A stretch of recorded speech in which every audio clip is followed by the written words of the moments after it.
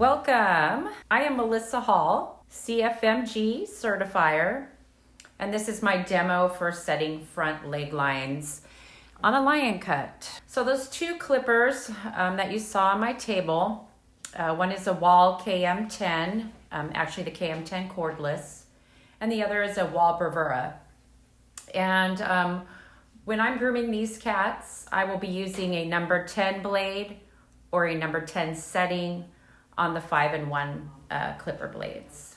The first thing I'm gonna do here is cut the nails. She's a torty point, and her mom said she got her at the shelter years ago. So she's a domestic long hair torty point. She's got blue eyes. If you notice, the back of her is a little darker. I lion cut them back in March. Color points often will grow back noticeably darker. So I often warn my clients that it can take a little time. Over time, it will return to the natural color. So I put the green e-collar on her from Smart Practice. She is a torty point, and we might be a little spicy. So I'm setting her tail palm line. It's a third of the tail that we set the palm at. And I start off with the grain, and then now I'm going against the grain to define my lines. And this is a kind of my rough end because she is dirty here, but I'm going, I always start at the tail too. I go underneath. You can start at if you're ever unsure if you're gonna be able to lion cut a cat, the nail trim should tell you the behavior if you're gonna make it.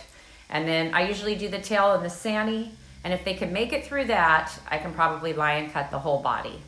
But this way the cat, if I can't, isn't going home with like a reverse mohawk or whatever. So I'm keeping her skin taut at all times by pulling back. I don't necessarily recommend that every 10-year-old can have a lion cut, but these girls, they eat pretty good food, I would imagine. Their skin is really nice, so they're pretty good for it, so I continue to lion cut them.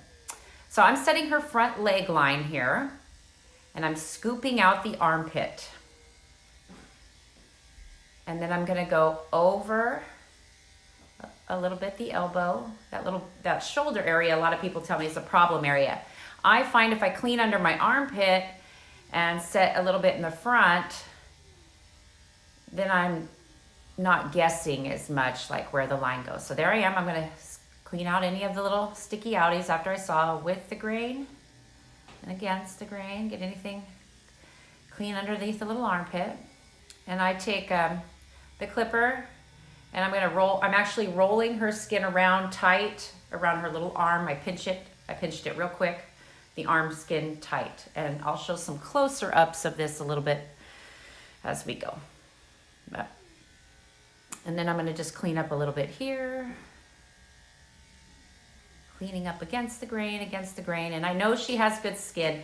If this was a matted, really old kitty I was unsure of, I would maybe go a little slower in these areas, but because I've clipped her many times, often I know exactly what I'm doing, like who she is and what she is. So I know that I can go around her legs like I normally would on a cat who's able to get a lion cut trim. But if you're ever unsure or they're older and matted, any of our high, the flaps or cuttable areas, I tend to, I slow down. But total, the girls' clipping time was less than 10 minutes. And we did bathe and dry them. I would say both girls had less than 45 minutes of grooming with bathing, drying, comb outs, and everything. So this is another hold. Her feet are on the ground. And I'm just going down with the grain, and now I'm gonna go clean it up against, and I can pull that skin up in the neck and her neck up to keep her skin in the chest pulled kind of tight. I pulled her close to me. She's got her little head tucked on the side, but just so I can keep her leg and her leg, little arm wing on her little front leg there. Nice and tight as I go around and just clean up and make a nice straight line.